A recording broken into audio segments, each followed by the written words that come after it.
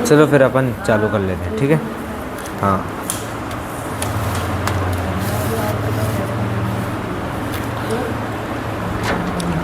चलिए, सावधान। नमो अरिहन्ताणं, नमो सिद्धाणं, नमो आयणीयाणं, नमो वज्रायाणं, नमो लोये सवसाहुणं। मोक्षमार्गस्य नेतारं, भेत्तारं कर्मभूभृतां, ज्ञातारं विश्वतत्त्वानां, वन्दे तद्गुणलब्धये। चलो, अपने दूसरे अध्याय की चर्चा, ये 15वें सूत्र से आगे बढ़नी थी। 5 इंद्रियों का, उनके भेद प्रभेद का विषय अपना चलना था। तो आज दूसरा अध्याय तो अपन पूरा कर लेंगे और दूसरे अध्याय के बाद की चर्चा देखते हैं अपन। पंचेंद्रियाणी, ठीक है। पंचेंद्रियाणी यानी इंद्रिय 5 होती हैं। आपके आगे के 4 सूत्रों में इंद्रियां के क्या हैं और उनके भेद प्रभेद, इसकी चर्चा आएगी। तो पंचेंद्रियाणी, इंद्रियां 5 हैं।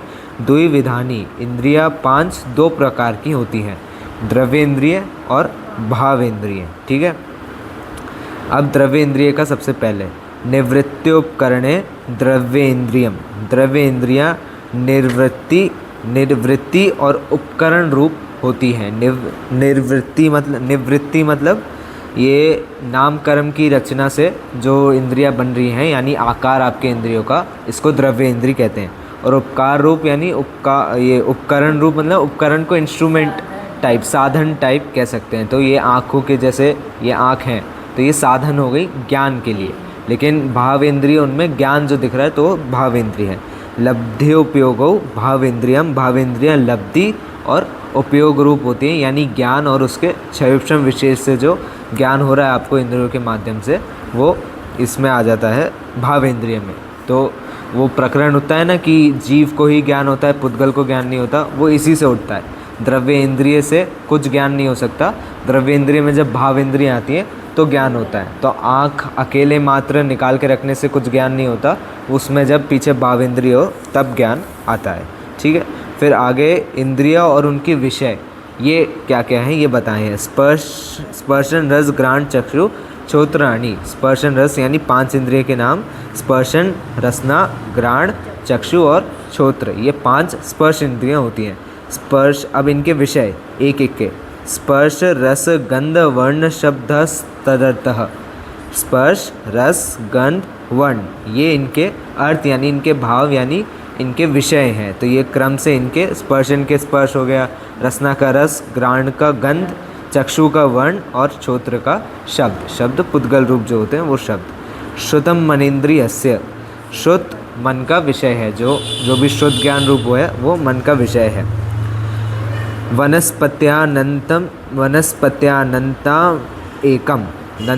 एकम, वनस्पति है अंत में जिसके, यानी वनस्पति ही अंत में जिसके, यानी पृथ्वी कायक इत्यादि जो जीव हैं। तो पृथ्वी कायक, जल कायक, अग्नि कायक, वनस्पति कायक और वायु कायक जीव। कायक मैं क्या बोल रहा हूँ, जीव और शरीर सहित। तो कायक जीव जो हैं इनके एक इंद्रियां होती है। अब इंद्रिय और उनके स्वामी कौन है, तो ये वनस्पति इत्यादि इनकी एक ही होती है। कृमि, पीपल, आक्र, भ्रमर, मनुष्य आदि नाम एक एक वृद्धानी। कृमि, पीपलिका, भ्रमर और मनुष्य आदि के क्रमशः एक एक इंद्रियां बढ़ती जाती हैं। मतलब इनमें क्रम से बता दिए एक एक इंद्रिया। तो कृमि में कितनी होंगी, 2 इंद्रिय। फिर इसमें पीपलिका में 3, भ्रमर में 4 और मनुष्य आदि यानी सब 5 इंद्रिय आ जाएंगी। इसमें अभी मन उसका नहीं उठाया, उसका अगले सूत्र में लिया है। संगीनः समनस्काः, मन सहित जीव को संगी कहते हैं, ठीक है। फिर अब गति में जाने के नियम, वो विग्रह गति की हमने चर्चा करी थी, तो वही इसमें आ गया। विग्रह गतौ कर्म योगः, यानी विग्रह गति कर्म योग है। इसमें कर्म का ही योग होता है विग्रह गति में, यानी कर्म रूपी जो शरीर है वही होता है इसमें। और अगला ही सूत्र 26वां, अनुश्रेणी ही गति, गति श्रेणी के अनुसार होती है। ऊपर नीचे साइड वाइड ये श्रेणी के अनुसार इसमें गति है। विग्रह, विग्रह का शाब्दिक अर्थ है आपका शरीर। तो शरीर के लिए जो गति प्राप्त हो रही है वो विग्रह गति कहलाती है। अब विग्रह गति का बाद में समय भी आएगा और उसमें कितने मोड़ भी होते हैं तो आगे वाले सूत्र में बताएंगे। और ये कर्मयोग, कर्मयोग मतलब कर्माण शरीर से जो युक्त होते हैं वो कर्मयोग। तो विग्रह गति में कोई शरीर नहीं होता, बस कर्माण शरीर होता है आपका, इसलिए उसमें कर्मयोग कहते हैं उसमें। ठीक है, अब इसमें गति के नियम व समय, मतलब इसमें आगे पीछे चलने के लिए नियम। अविग्रह जीवस्य, अविग्रह यानी विग्रह रहित, अविग्रह यानी मोड़ रहित। तो मोड़ रहित जो जीव होते हैं उनकी गति सीधी होती है, या मोड़ रहित गति जो होती है वो एकदम सीधी होती है। तो किसकी गति होती है ये मुक्त जीवों की गति होती है। उसमें अविग्रह जीवस्य लिखा है, उससे जीवस्य सिर्फ मुक्त जीव को लेना है। मुक्त, हाँ, विग्रह यानी मोड़ रहित। तो यहाँ से कोई व्यक्ति सीधे जाते हैं, कुछ उनका बीच में कोई मोड़ नहीं आता, तो फिर वो उनको जहाँ से मोक्ष प्राप्त हो रहा है, मतलब जिस क्षेत्र से 3 लोक में, वो उसी एग्जैक्ट उसी जगह पे जाते हैं, कहीं आसपास नहीं जाते। अब फिर अपना 27, 38, 28 नंबर का सूत्र, विग्रहवती च संसारिणः प्राक् चतुर्भय। प्राक् का मतलब है पहले, मतलब पहले लेना है उसके, तो संख्या दी है आगे चतुर्भय यानी 4, 4 के पहले, 4 समय के पहले। विग्रहवती च, विग्रहवती च संसारिणः यानी विग्रह गति जो है इसका समय 4 समय से कम होता है, यानी 4 समय के अंतर अंतर में ही ये विग्रह गति रहती है अपने पास। एक समय विग्रह, अविग्रह अर्थात बिना मोड़। फिर विग्रह गति में जीव 1 समय, 2 समय और 3 समय तक रहता है। और एकम 2 3 3 वन अनहारकः, अनहारकः मतलब आहारक रहता है, अनआहारक रहता है 1, 2 और 3 समय तक के लिए। और ये मोड़ों से डिसाइड होता है। अगर एक मतलब जीव को यहाँ, मेरा यहाँ भी मरण होना है और मैं इधर ही जन्म ले रहा हूँ, तो ये तो सीधी सीधी दशा है। लेकिन मान लो यहाँ मरण होके स्वाध्याय भवन में मेरा जन्म होना है, तो यहाँ से एक ऐसे और फिर सीधा जाऊँगा मैं, सीधा गया तो एक मोड़ आ गया, तो एक मोड़ से एक समय बढ़ गया, तो एक समय मेरे को लगा, तो 2 मतलब एक ऐसे और एक ऐसे, तो 2 समय मेरे विग्रह गति में हो गए। और ये एकदम समय तो बहुत ही सूक्ष्म है, लेकिन फिर भी बता दिया है कि मोड़ के हिसाब से आपके समय इसमें होते हैं। और लगभग 3 समय में जीव 3 लोक में कहीं पर भी पहुंच जाता है। तो उसको जहां जन्म लेना हो, देव में भी, कहीं पर भी, तिर्यंस में भी, नरक में भी, 3 समय के अंतर अंतर में वो सब जगह पहुंच जाता है। ठीक है, अनहारक रहता है।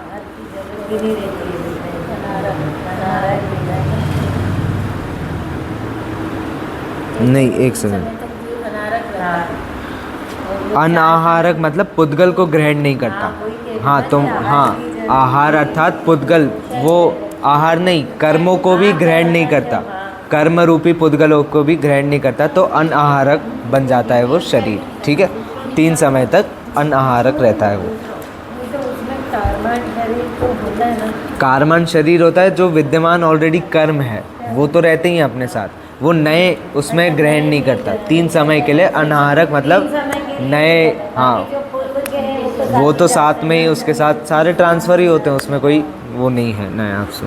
ठीक है, अब अपनी इसमें मुख्य चर्चा जो थोड़ी लंबी चलेगी वो है जन्म और योनियों की, योनि के स्थान और जन्म कितने प्रकार के होते हैं ये बता रहे हैं। ठीक है, सरल चर्चा है, बहुत आसानी से समझ में आ जाएगी अपन को। समूर्छन, गर्भ, उपपादः, जन्म, 3 प्रकार के जन्म होते हैं, समूर्छन, गर्भ और उपपाद जन्म। समूर्छन जन्म मतलब ये बाह्य वातावरण से आपका जन्म हो रहा है, मतलब बाहर से उसने ग्रहण करे हैं पुद्गल को और वहाँ से उसका जन्म हो गया। गर्भ मतलब गर्भ का जन्म हो रहा है, और उपपाद मतलब बिना वातावरण के और बिना माता पिता के, दोनों के बिना ही वो ऐसे ही जन्म ले रहा है, उसको उपपाद जन्म कहते हैं। ये 3 प्रकार के इसके जन्म होते हैं।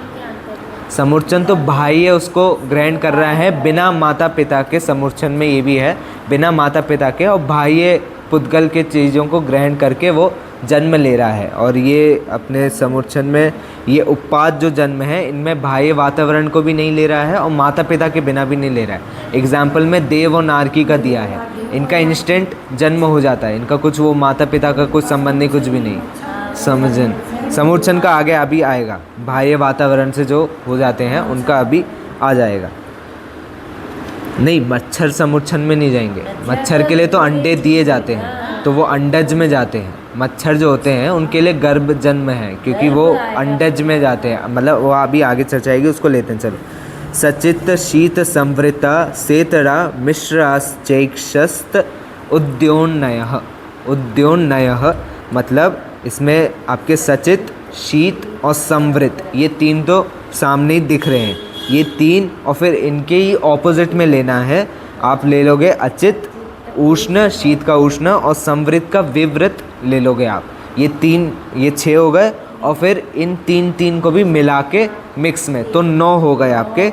सचित अचित में सचिताचित, शीत उष्ण में शीतोष्ण, और संवृत विवृत में संवृत विवृत। तो ये 9 प्रकार के आपके जन्म लेने की योनियाँ, यानी 9 योनियाँ जो बोलते हैं वो ये 9 योनियाँ होती है। इनमें जीव के नहीं, हाँ मतलब 9 अलग ऐसे नहीं, ये 9 कॉमन बताई हैं कि इनमें जन्म होता है। वो आगे डिवाइड करेंगे कि किन में जन्म हो पाता है, उस हिसाब से देखेंगे अपन। फिर उसी का अगला, जरायुज अंडज, जरायुज जंडज पोतानाम गर्भः। जरायुज, अंडज और पोत, ये 3 प्रकार के प्राणियों के गर्भ जन्म होता है, मतलब गर्भ के भी भेद प्रभेद बताए हैं।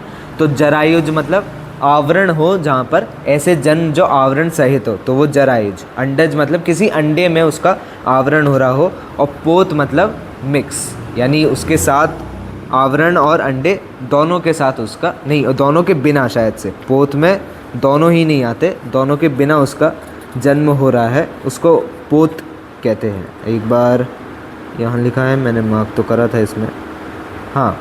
और जिसका ऊपर कुछ भी आवरण नहीं होता, जो योनि से निकलते ही चलने फिरने लगते हैं, उनको पोत कहते हैं। तो ये अपने सिंह इत्यादि जो होते हैं, यानी शेर, इनका जन्म जब होता है, हाथी के बच्चों का, इनका बिना आवरण के, बिना अंडे के, जैसे ही जन्म लिया पैरों से चलने लग सकते हैं, योग्यता आ जाती है, तो वो पोत गर्भ जन्म होते हैं। देव नारकाणाम उत्पादः। उत्पाद जन्म किनका होता है, तो देव और नारकियों का। शेषाणाम समूर्छनम, शेष जीव जो बच गए हैं उनका समूर्छन जन्म होता है। मैं इसका चार्ट लाया हूँ, ये इतना सरल सा इसका चार्ट है, अगर अभी भी किसी को डाउट लग रहा हो तो इस चार्ट को देख सकते हैं। इसमें जन्म, फिर उसमें भेद प्रभेद, क्योंकि वो क्या है, एक सूत्र बीच में टाइप दिया है, तो थोड़ा विषय समझने में कन्फ्यूजन हो सकता है कि क्या है, उसको देख लीजिए एक बार। शीत उष्ण उसमें नीचे ब्लैक पेन में जो लिखा है उसको चाहे इग्नोर भी कर सकते हैं, कोई दिक्कत नहीं है, वो एक्स्ट्रा है, इसमें नहीं दिया है श्लोकों में। बाकी रेड और ब्लू पेन से जो लिखा है वो आप देख सकते हो, तो उसमें आपको ये सूत्र, ये जो 4-5 सूत्र हैं वो तो समझ में आ जाएंगे। समूर्छन जीव गर्भ उत्पाद जन्म कैसे हो रहा है, किसका हो रहा है, ये सारा विषय आपके ध्यान में आ जाएगा।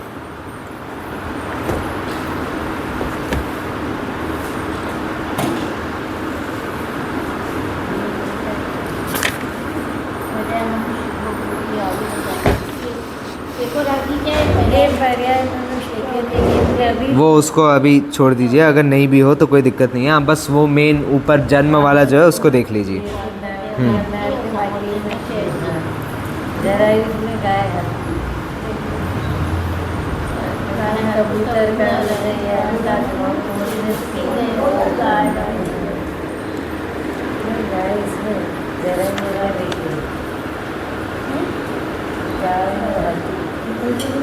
जैसे ये गाय और हाथी और सीए में अंतर क्या हुआ? तो गाय भी तो जैसे जन्म होता है बछड़े तो चलने लग जाता है। शेर पोत में, ये इसमें वो कवर का वो क्या, किनका नाम लिखा है मैंने इसमें, आवरण का। गाय और हाथी चलने तो लगते हैं, लेकिन इनके पास में वो साइड में वो एक गीला पदार्थ निकलता है, तो उसमें आवृत होते हैं ये, इसलिए उसमें है। सिंह इत्यादियों में नहीं होता है, वो डायरेक्ट जन्म से ही चलने लग जाते हैं, इसलिए उनका नाम लिया है। उसमें अंडज में कबूतर आदि पक्षी, सांप इत्यादि ये जितने होते हैं, अंडे के साथ ही इनका जन्म हो रहा है। ठीक है, समुच्चन जीव, मैं एक बार यहाँ से भी पढ़ देता हूँ। तीनों लोक में सर्वत्र बिना माता पिता के संबंध के सब ओर से पुद्गलों को ग्रहण करके होने वाले शरीर की रचना को समुच्चन जन्म कहते हैं, यानी बिना माता पिता के और सब ओर से पुद्गल को ग्रहण करा है।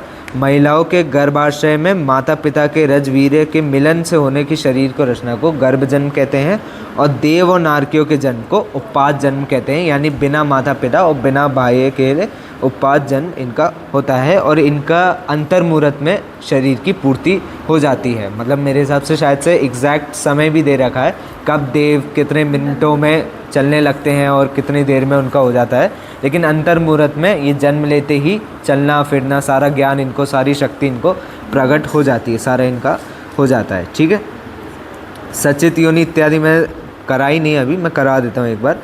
जीव के उत्पन्न होने के स्थान विशेष को योनि, जहाँ से जीव उत्पन्न हो रहा है उसको योनि कहते हैं, उस स्थान विशेष को। और जो योनि चेतन सहित हो, चेतन सहित को सचित कहते हैं, और जो योनि चेतना रहित हो उसको अचित योनि कहते हैं। ठीक है, और उन दोनों के मिश्रण को यानी सचित अचित, चेतन हो अचेतन भी हो उसको सचित अचित कहते हैं। फिर ठंडी योनि तो शीत, थोड़ी गर्मी तो उष्ण, और मिक्स में शीतोष्ण आपकी आ गई। जो योनि स्थान ढका हुआ हो उसको संवृत योनि कहते हैं, जो योनि स्थान ढका ना हो उसको विवृत कहते हैं, और जो ढका हुआ और दिख रहा हो यानी मिक्स टाइप में हो उसको संवृत विवृत योनि स्थान कहते हैं। ठीक है, इसमें हाँ चलो योनियों का स्थान भी नीचे का ही उसका वो था अपना चार्ट। ठीक है, योनियों के इस 4 सूत्रों को सब समझ गए अच्छे से, क्योंकि आगे भी इसका ही एक इनके शरीर, अभी तो ये शरीर और स्वरूप उनके भेद की आई है, आगे चर्चा आएगी कि कौन सा शरीर किस योनि से या किस गर्भ से उत्पन्न हो रहा है, तो इसलिए वो विषय ध्यान में अपने तब होना चाहिए। चलो शरीर की चर्चा। शरीर 5 प्रकार के होते हैं, औदारिक, वैक्रियक, आहारक, तेजस, कार्मणानि, शरीराणि। ठीक है, शरीर 5 प्रकार के, औदारिक, वैक्रियक, आहारक, तेजस, कार्मण। औदारिक शरीर अपने सामान्य मनुष्यों का शरीर, वैक्रियक शरीर देवों का शरीर, और ये आहारक शरीर 6वें गुणस्थानवर्ती विशेष विशुद्धि प्राप्त वाले मुनिराजों का शरीर होता है। इसकी विशेषता इतनी होती है, मुनिराज को कभी भी कुछ प्रश्न उत्पन्न हो, कुछ शंका उत्पन्न हो, या मंदिर इत्यादि में जाने की भावना हो, तीर्थ क्षेत्र इत्यादि में, लेकिन जहाँ बैठे हैं वहाँ से नहीं जा सकते, तो फिर उनके मस्तक से 1 हाथ लंबा सफ़ेद पुतला निकलता है, वो उनका कार्य करके आ जाता है, और ये भी अंतर्मुहूर्त में करके आता है। फिर ये जो शरीर इनका निकलता है ये किसी से टकराता नहीं है, किसी को दिखता नहीं है, कुछ भी इसके साथ नहीं होता, लेकिन सारे इनके कोई अगर प्रश्न का निवारण करना हो और सीमंदर भगवान के पास जाना हो या समुद्र शरण में बैठना हो तो वहाँ से ये शरीर जा सकता है, अंतर्मुहूर्त के अंदर आ सकता है, ये में होती है। बाकी अंतर्मुहूर्त मतलब 48 मिनट के अंदर, मुहूर्त मतलब 48 मिनट। अगर मैं 1 सेकंड भी बोलूँ तो 1 सेकंड भी अंतर्मुहूर्त के अंदर आ जाता है। तो मतलब ये शरीर अगर 2 सेकंड में भी काम कर रहा है तो शास्त्रों में कथन तो मिलेगा अंतर्मुहूर्त में कर रहा है, लेकिन वो अपेक्षा लगानी है, इसको इतना समय नहीं लगता, ये बहुत जल्दी जाके बहुत जल्दी आ जाता है। चलो, परम सूक्ष्म यानी शरीर बढ़ते क्रम में सूक्ष्म होते जाते हैं। औदारिक शरीर से लेकर आगे के सारे शरीर क्रमशः सूक्ष्म है। प्रदेशतो संख्ये गुणम क्या, अच्छा आहारक तक हो गया। तेजस और कार्मण, तेज उत्पन्न करने वाला जो शरीर होता है यानी रोशनी उत्पन्न करने वाला शरीर जो होता है, वो सबके शरीर होता है लेकिन दिखता है नहीं है, वो तेज अपन को दिखाई में नहीं दे पाता, लेकिन तेज उत्पन्न करने वाला शरीर तेजस होता है। और कार्मण शरीर यानी कर्म के योग से बना हुआ जो शरीर अपन को प्राप्त है, ये वाला शरीर नहीं, कर्म के योग वाला शरीर जो है, कर्म अर्थात उनको कार्मण शरीर कहते हैं। तेजस कार्मणानि, क्या कार्मण छूटता, मतलब कर्म जब तक नहीं छूटते तब तक कार्मण तो रहता ही है शरीर, कर्म का योग है उसमें ना, है ना, तेजस भी रहता है। हाँ, कार्मण और तेजस, हाँ वो चर्चा भी आगे आएगी। कौन से, ये नीचे वाले तदनी भाजानी, ये वाला जो है इसमें बताएंगे अभी।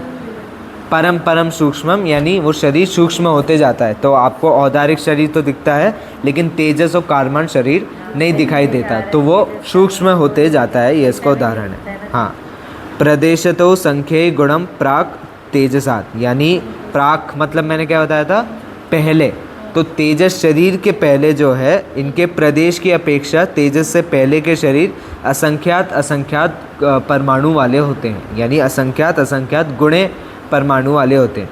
जितने परमाणु औदारिक शरीर में होंगे उससे असंख्यात गुणे वैक्रियक में होंगे, और वैक्रियक से असंख्यात गुणे आहारक शरीर में होंगे। ये सारे तेजस के पहले, तेजस और कारमान की बात नहीं आई है। अब आगे आएगी अनंत गुणे परे, यानी तेजस और कारमान में परमाणु की संख्या क्रमशः अनंत गुणे होती है। तेजस में जितने परमाणु हैं उनसे अनंत गुणे परमाणु अपने कारमान शरीर में होंगे। ठीक है।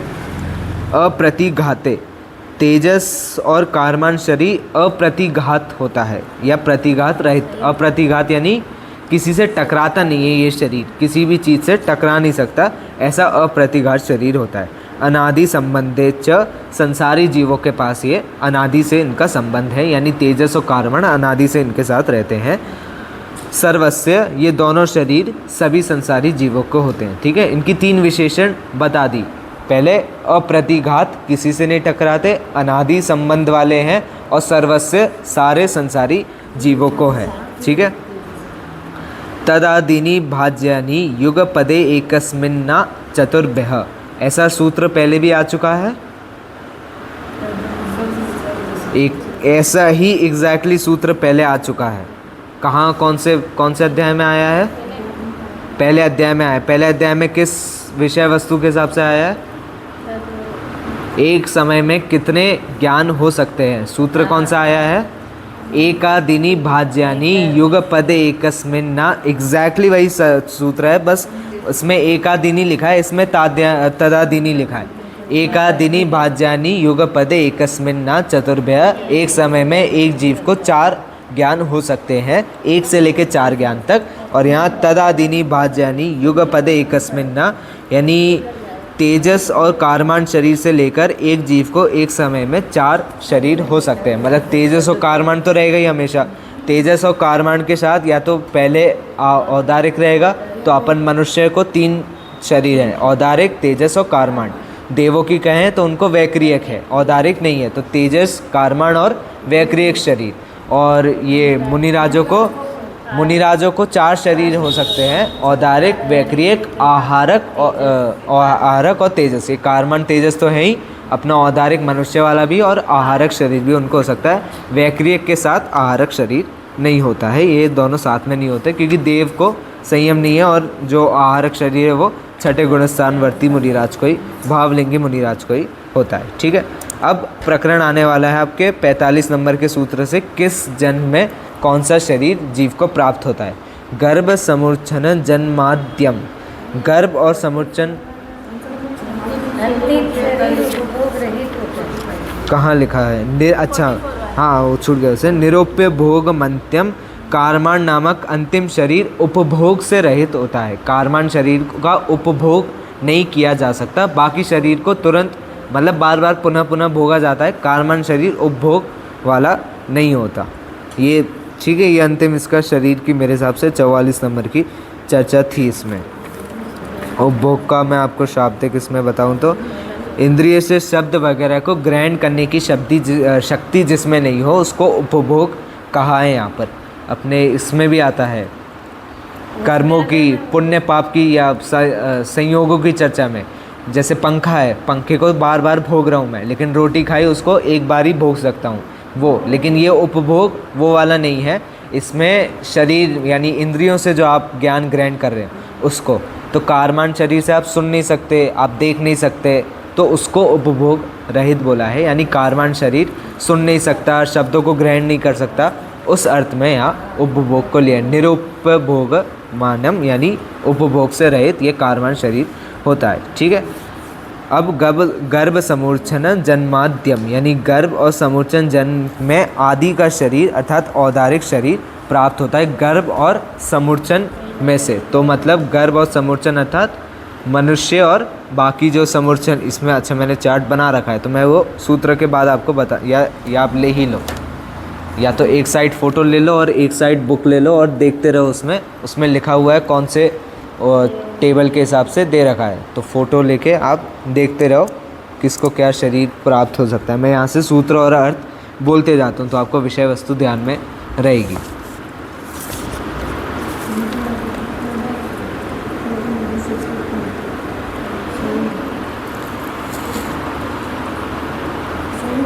ठीक है क्या समूर्छन जीव, हाँ तो फिर इसमें आपको विषय पीछे का ध्यान रखना पड़ेगा। समूर्छन जीव कौन से होते हैं?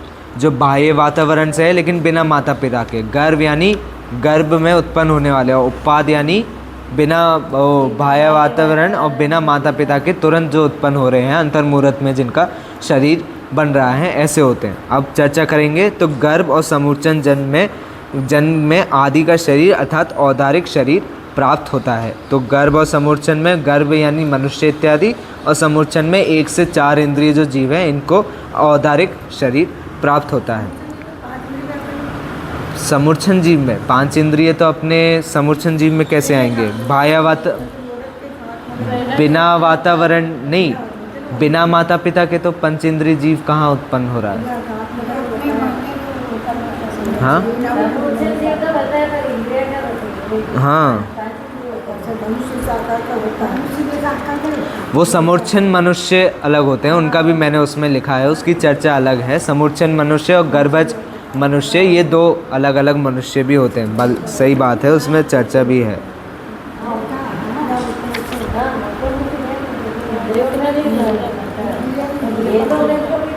मात्र शरीर जब उत्पन्न हो रहा हो तो समूर्छन मनुष्य, और फिर जब पूरा गर्भ में उत्पन्न हो रहा है तो गर्भज मनुष्य वो कहलाता है। औपादिकम वैक्रियकम, उपाद जन्म में वैक्रियक शरीर प्राप्त होता है। उपाद मतलब बिना देव वाले जो शरीर उत्पन्न है, और औपादिक जन्म में वैक्रियक शरीर हो रहा है।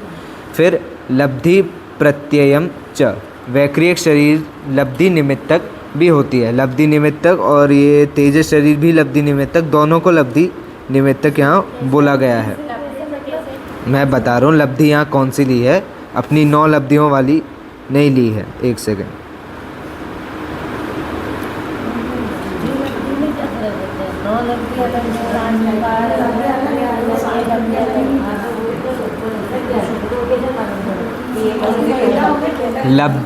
लब्धि निमित्तक मतलब विशेष रिद्धि से जो प्राप्त होने वाला शरीर होता है। ये विशेष रिद्धि में, रिद्धियाँ बता रहा हूँ मैं, ये रिद्धियों की चर्चा आपकी शुरुआत में पूजन करते वक्त आती है। किस में आती है? परमर्षि स्वस्ति मंगल पाठ में रिद्धियों की चर्चा आती है। रिद्धियाँ यानी जो चीज़ मुनिराजों को उत्पन्न हो रही है, मुनिराज को विशेष तप से रिद्धि होती है और सातिशय पुण्य के उदय से रिद्धियाँ उत्पन्न हो रही है। एक वैक्रियक रिद्धि भी होती है, वो चारण रिद्धियों की चर्चा आती है। एक वैक्रियक रिद्धि भी होती है जिसमें शरीर की विशेष प्रकार की क्रिया हो रही है। तो यहाँ लब्धि प्रत्ययम च लिखा है, यानी वैक्रियक शरीर लब्धि निमित्तक भी होता है, मतलब लब्धियों से भी उत्पन्न, यानी रिद्धियों से भी ये शरीर उत्पन्न हो सकता है। वो 9 लब्धि वाला नहीं लेना है अपन को इसमें। लब्धि का अर्थ, लब्धि मतलब रिद्धि, रिद्धि लब्धि से अर्थ मतलब शाब्दिक। यहाँ तो अब रिद्धियों के अर्थ में लिया है। वो 5 रिद्धि, वो 5 वाली भी नहीं लेनी, सम्यक दर्शन की निमित्त वाली भी यहाँ नहीं लेनी। रिद्धि यानी विशेष, लब्धि यानी विशेष तप लेना है आपको यहाँ पे बस। अब अगर आप विशेष तप लोगे तो वो अर्थ सब जगह बैठ सकता है, बिठाल सकते हो। 9 लब्धियों में भी जो दान लाभ भोग वीर्य वाली है उनमें भी विशेष तप बैठ रहा है आपका, क्योंकि ये तप से दान लाभ भोग ये सारे उसमें ही आ रहे हैं। फिर आपके सम्यक दर्शन की 5 लब्धियाँ, छायोपशम से ही चालू हो रहा है ना।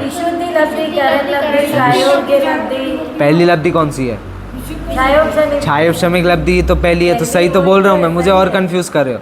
छायोपशमिक, विशुद्धि, देशना, प्रायोग्य और करण लब्धि, तो ये भी तप में आ गई, क्योंकि करण लब्धि से आपको सम्यक दर्शन हो रहा है, तो आप वहाँ भी अर्थ बिठाल सकते हो। और यहाँ विशेष तप करने से जो रिद्धि प्राप्त होती है उसको लब्धि कहते हैं। तो वैक्रियक शरीर भी आपको रिद्धियों से प्राप्त हो रहा है। हाँ, ये तेजस शरीर, तेजसम अपि, यानी तेजस शरीर भी लब्धि निमित्तक हो सकता है। तेजस शरीर 2 प्रकार का, समस्त संसारी और सभी शरीरों में क्रांति प्रदान। ठीक है, वो नीचे उसका विशेष अर्थ लिखा है। शुभम विशुद्धिम व्याघाति चा आहारक प्रमत्त संयत सेव, यानी आहारक शरीर शुभ, शुभ है, विशुद्ध है, व्याघात रहित है यानी टकराता नहीं है किसी से, और प्रमथ संयत मुनि को ही होता है। प्रमथ संयत मुनि छठे गुणस्थान का नाम प्रमथ संयत है, तो प्रमथ संयत मुनि को ही ये आहारक शरीर होता है। आहारक शरीर शुभ इत्यादि होता है। वैक्रियक शरीर के लिए मैंने इसमें लिख रखा है, अच्छा तेजस शरीर के लिए मैंने लिख रखा है, तेजस रिद्धि भी होती है और तेजस शरीर से शुभ और अशुभ तेजस भी निकलते हैं इसमें से। शुभ तेजस और अशुभ तेजस ठीक है ला दीजिए, उसमें फ़ोटो सबने ले ली। तेजस शरीर जो होता है वो शुभ और अशुभ तेजस भी शरीर से आता है। इसकी चर्चा कहीं सुनी है आपने पुराणों में कहीं पर? ये तेजस अशुभ तेजस क्या होता है, शुभ तेजस क्या होता है? मैं कह रहा हूँ सुन रखी होगी आपने। ये रक्षाबंधन की कहानी नहीं, रक्षाबंधन की कहानी नहीं, इसकी कहानी द्वैपायन मुनि की कहानी। द्वैपायन मुनि ने वो जलाया कैसे था? वो तो सुनी मतलब द्वारिका। द्वारिका, वही जो पीछे अपनी द्वारिका है ना, वही वाली द्वारिका, वो पीछे की गली में जो है ना, उसको जलाया था ना मुनि ने। वो तेजस शरीर का उसमें मिलता है कि तेजस शरीर के योग से उनने उसको जलाया था। अब तेजस शरीर क्या होता है? तो तेजस शरीर रिद्धि के रूप में जब चर्चा करें तो एक शुभ तेजस शरीर होता है, एक अशुभ तेजस शरीर होता है। शुभ तेजस होता है वो राइट शोल्डर से निकलता है मुनिराज के, सफ़ेद कलर का एकदम स्वच्छ शरीर निकलता है, और कहीं पर भी दुर्भिक्ष फैला हो तो उसको निवारण करके आ सकता है। एक गांव में कहीं बहुत बड़ी महामारी फैली हो, कितनी भी बड़ी बुरी हो, लोग मर रहे हो, वो जा सकता है, एक गोल ऐसे चक्कर में घूम के आता है और वो सारा निपटारण, जितना भी दुख वहाँ हो सब निपटा सकता है, यदि मुनि की एकदम तीव्र कषाय की इच्छा हो तो, कि इतनी हालत उनसे देखी नहीं जा रही और बहुत भाव उमड़ के आ रहा है, सो वो शरीर निकलता है, अपना कार्य कम करके आ जाता है। शुभ तेजस शरीर। अशुभ तेजस शरीर लेफ्ट हैंड शोल्डर से निकलता है, लाल रंग का, अपना ये सिंदूर समान शायद से लाल उसका है, लेकिन रेड रंग का मिलता है, इतना है ये। जहाँ यदि मुनिराज को, इतना भी इसमें बोला जाता है, यदि मुनिराज को किसी एक व्यक्ति विशेष पे इतना क्रोध आया, इतना ज़्यादा क्रोध आया कि डायरेक्ट अब उसको मारने की भावना आ रही है, तीव्र कषाय है, अब वो व्यक्ति भाग गया, मुनिराज से दूर भाग गया, और उसके और मुनिराज के बीच में 9 गाँवों का अंतर है, 9 या कितने भी आप ले लो, वहाँ उदाहरण तो 9 गाँवों का मिलता है, 9 गाँवों का अंतर है, तो उनके लेफ़्ट हैंड साइड से एक लाल कलर का पुतला निकलेगा, घूम के जाएगा, यानी उस व्यक्ति तक तो जाएगा, बीच में 9 गाँवों को पूरी तरीके से जलाते हुए जाएगा, उस व्यक्ति के वहाँ जाएगा, उस व्यक्ति के पास जाएगा, उसके आसपास घूमेगा, उसको जलाएगा, वापस आएगा और फिर मुनिराज को भी जला देगा। ऐसा ही है अशुभ तेजस शरीर होता है, इसलिए एकदम तीव्र कषाय में, और फिर जैसे ही उत्पन्न हो तो संयम वगैरह भी सब छूट गया उनका, और बीच में भी बहुत कषाय युक्त है, तो वो बीच में जो गांव आ रहे हैं, यानी कहने का भाव तो है कि बीच में भी यदि कोई आया वो भी जल जाता है इस शरीर से, ऐसा शरीर निकलता है। इतनी तीव्र कषाय अगर हो मुनिराज को तो ये हो सकता है। इसकी चर्चा इसमें नहीं है, लेकिन वो तेजस शरीर से लब्धि, क्या मुनिराज भी साथ में जल जाते हैं, वो जाता है आता है और मुनिराज को भी साथ में अपने ले जाता है। तो द्वैपायन मुनि कहाँ ही बचे थे, मर चुके थे वो भी, उनने भी तेजस शरीर का उनका एक पुराण में मिलता है, मेरे हिसाब से आदि पुराण है या कोई पुराण है, जिसमें उनका ये तेजस शरीर का प्रयोग का मिलता है कि उनने तेजस शरीर का प्रयोग करके जलाया था। तो ये अशुभ और शुभ तेजस, वो लब्धि निमित्तक लिखा है ना, तो तेजस शरीर लब्धि निमित्तक वो ये वाला होता है। तो मुनिराज को कोई सा भी प्रकट हो सकता है, शुभ अशुभ वो उनके कषाय अनुसार जो जब निकले सो निकले, ठीक है।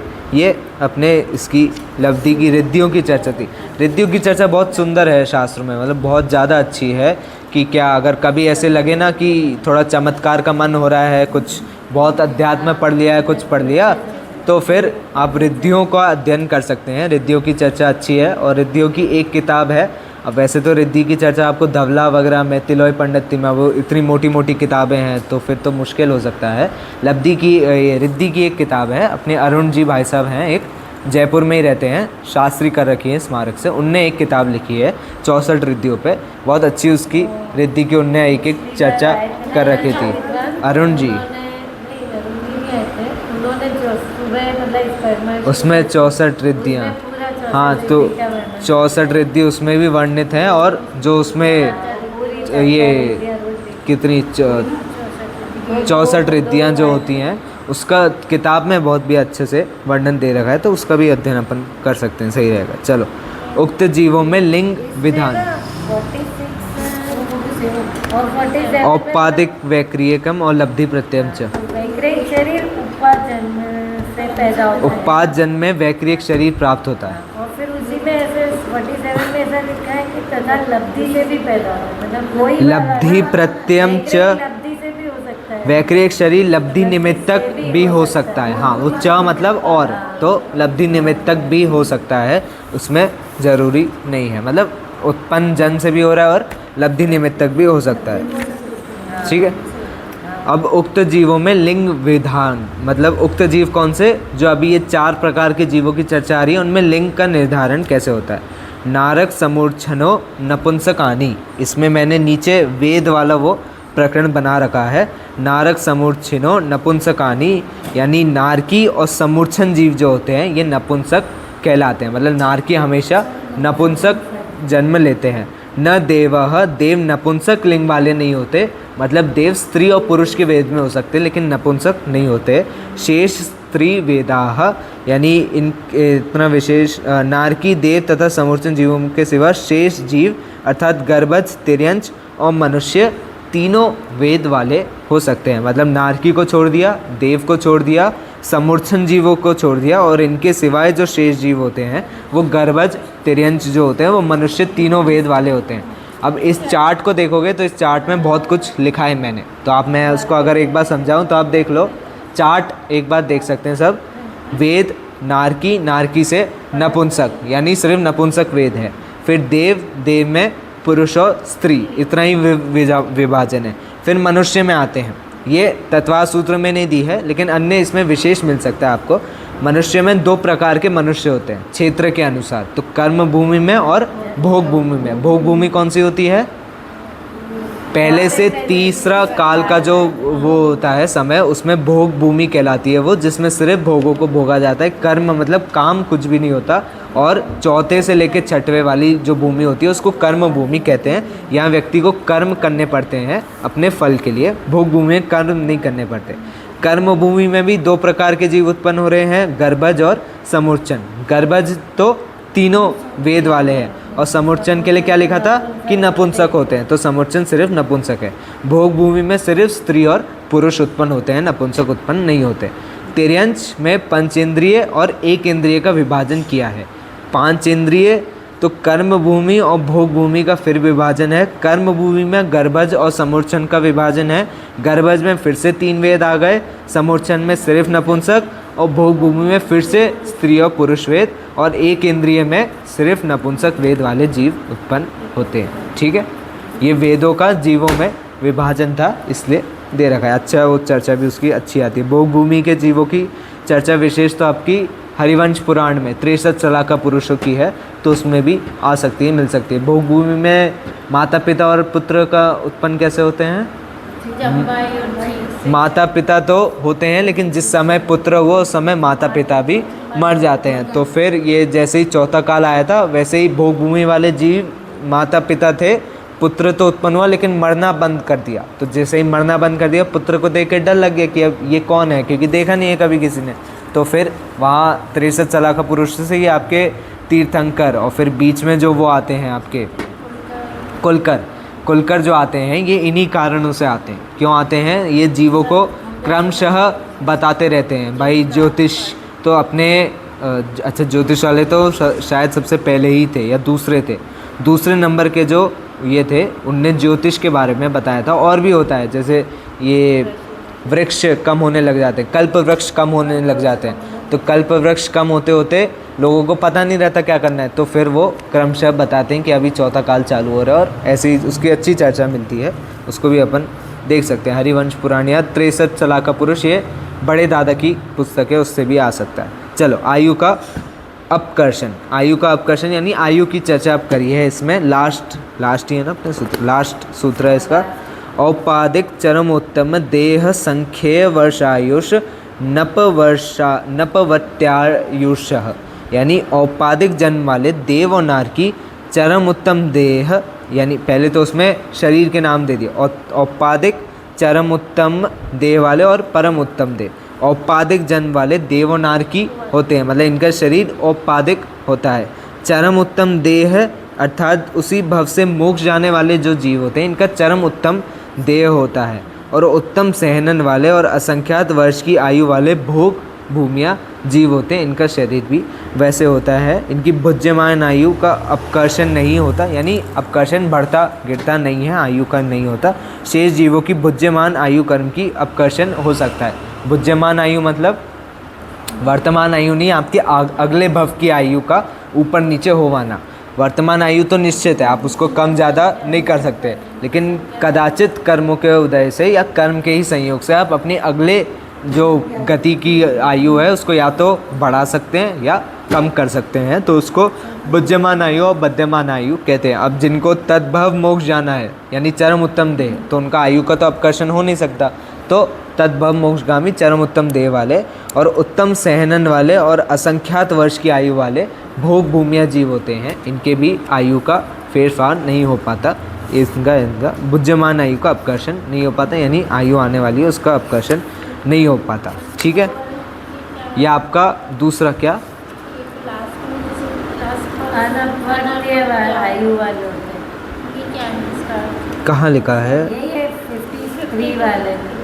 हाँ, औपाधिक चरम उत्तम देह संख्या वर्ष आयुष अनपवर्त्य आयुष, अपवर्त्य अपकर्षण नहीं हो सकता, उस आयु का बदलाव उस आयु में नहीं आ सकता, ये उसका कहना है। आयु दो प्रकार की, बुद्धिमान आयु बद्यमान आयु। जिस आयु को जीव वर्तमान में भोग रहा है उसको बुद्धिमान आयु कहते हैं, और जिसका उपभोग अगले भव में आने वाला है उसको बद्यमान आयु कहते हैं, यानी आपके अगले भव की गति का आयु बद्यमान, और जो आप अभी भोग रहे हो उसको बुद्धिमान। बुद्धिमान आयु में फेरफार नहीं हो सकता, बद्यमान में हो सकता है, ये इसका भाव था। ठीक है, आपके 2 अध्याय अब हो चुके हैं, 7 दिन और 2 अध्याय अपने, मतलब रिकॉर्ड एकदम बढ़िया चल रहा है। 7 दिन में अपने 2 अध्याय हुए हैं। अब कोई बाहर को बुलाए तो बोले वाह भाई 2 अध्याय तूने 7 दिन में, लेकिन नहीं, अपने 3 घंटे में 2 अध्याय हुए हैं, ऐसा उसका, क्योंकि 3 ही कक्षाएं लगी हैं। चलो कोई दिक्कत नहीं है, उसमें प्रसंगवश नहीं लग पाई। 2 अध्याय अपने हुए हैं। तीसरे से 5वां अध्याय मैं स्किप कर रहा हूँ, मैं डायरेक्ट 6ठे अध्याय से अब चर्चा चालू करूँगा। तीसरे से 5वें अध्याय के 2-3 रीज़न हैं। एक तो उसमें चर्चा वैसी आई है जो बिना बोर्ड या चार्ट के बहुत बोरिंग लगेगी, बहुत ज़्यादा, मतलब इसी में 5 सूत्र थे और मैंने 4 चार्ट बनाए, मैंने उसको समझाने के लिए 4 चार्ट बनाने पड़े। अब उसके लिए बोर्ड वगैरह सब जो लग सकता है, लेकिन अब मैं उसको और भी पॉइंट है ना उसमें, तो बोर्ड वगैरह लगेगा तभी चर्चा उसकी अच्छी लगेगी। दूसरा, उसमें देव नारक और 3 लोग की चर्चा बहुत अधिक विस्तार से है, बड़ा मज़ा आता है उसको पढ़ने में, क्योंकि संक्षिप्त में बहुत सारी चीज़ें बता दी हैं, लेकिन अब उतना समय नहीं है 3 दिन में आप उतना पढ़ो, नहीं तो 3 दिन वो अधिकारी इतने बड़े बड़े हैं, मतलब इतने अच्छे हैं कि वो 3 दिन अकेले ही काफ़ी हो जाएंगे। 6ठे अध्याय इसके कंपैरिजन में बहुत ज़्यादा इम्पॉर्टेंट है। 6ठे 7वें में अशुभ आशव और शुभ आशव की सरल ही चर्चा करी गई है, स्पेशली 6ठे अध्याय में। मेरे हिसाब से 6ठे अध्याय छोटा भी है, सबसे ज़्यादा ही छोटा 6ठा अध्याय है आपका, ज़्यादा सूत्र नहीं है उसमें। 19 नहीं, हाँ 27, वही 20 से कम तो सूत्र ही नहीं है। नहीं देखा मैंने। हाँ 27 सूत्र ही हैं, और बहुत छोटे छोटे भी इसमें सूत्र हैं। 8वां 9वां सबसे बड़ा है, तो उसमें अपन को टाइम लगेगा। 6ठा 7वां अपन करेंगे, 8वां, फिर 9वां और 10वां, या 9वां और फिर 10वें के बाद अगर समय बचा तो मैं तीसरे से 5वें तक का संक्षेप में बता दूंगा, नहीं तो तब तक की अपनी चर्चा 10वें की रहेगी।